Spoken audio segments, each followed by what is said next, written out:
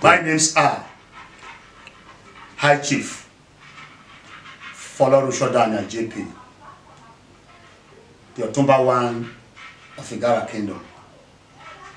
By the grace of God, I am a native of Igarra, Kokoyo Local Government Council, Edo State. I retired as a director, Edo State Civil Service, and to the glory of God, I am conversant with the happenings in this country. My major concern is that of the issue of the fuel subsidy. Recall that far back in the military government, the subsidy crisis had been on, and they were able to manage and sustain the whole thing. Vividly, I remember that when they handed over to President Obasanjo then, the fuel crisis had been on, but he was able to manage the country. And let me use the opportunity to congratulate very immensely the President of Federal Republic of Nigeria, Bola Tinubu. I remember, like I said, when he was a governor of Lagos State, even within the crisis of the fuel subsidy, the federal government withheld its allocation, running to months.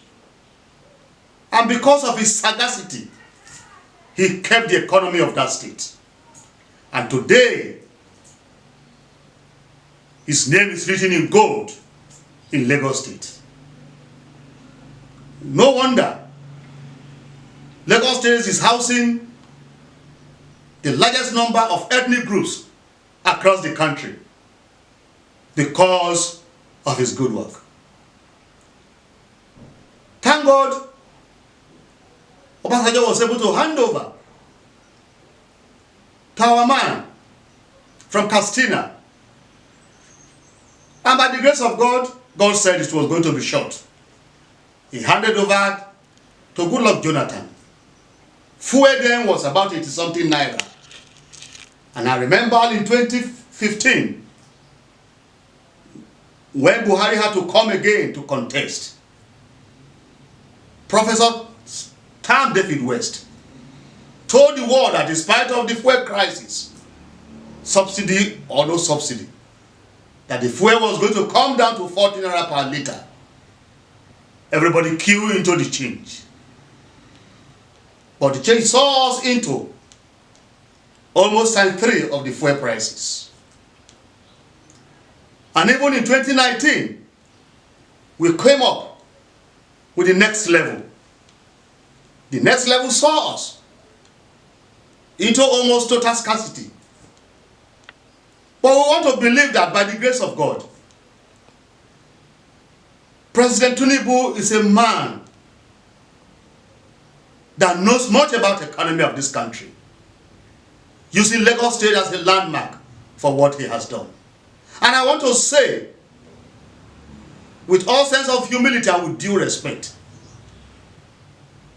that when the wife, the first lady of this country, Senator Tinubu, had a Thanksgiving where the former president, Yemi Osinbajo, was in attendance, she told Nigerians that God has blessed the Tinubus.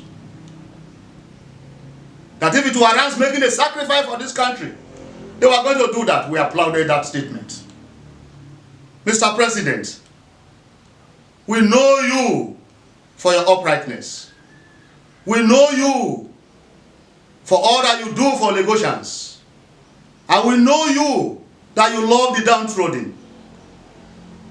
I want to say, Mr. President, with all due respect, you are the new bottle.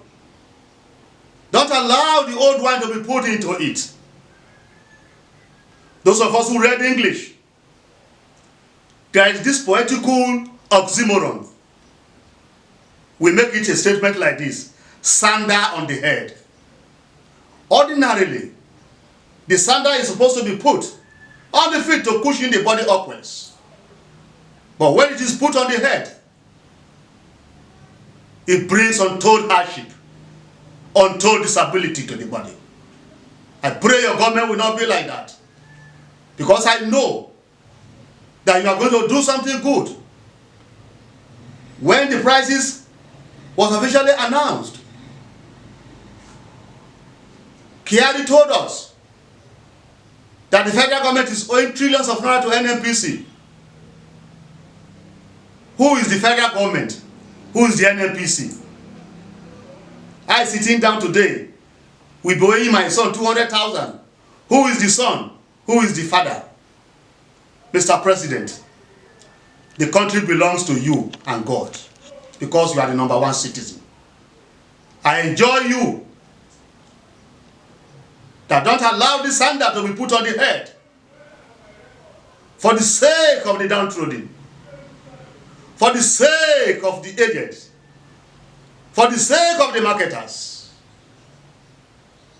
Intervene, because we know that you are capable of doing so. Less than 24 hours of this announcement, prices of commodities, medications, all that you can think of, transportation, had gone, doubled. People can no longer eat. People are dying. I plead with you, Mr. President. The able-bodied hands that you know that can serve you with the fear of God, employ them to save Nigeria. I will be grateful to you for your 8 years that you are going to spend by the grace of God with good health. Conclusively, I want to appeal to you and suggest that you get a formidable committee that you are putting in place to see how they can cushion the fate of the common man, and if possible, come down a little with the price of the fuel so that the common man can survive. Thank you, and God bless you, Mr. President.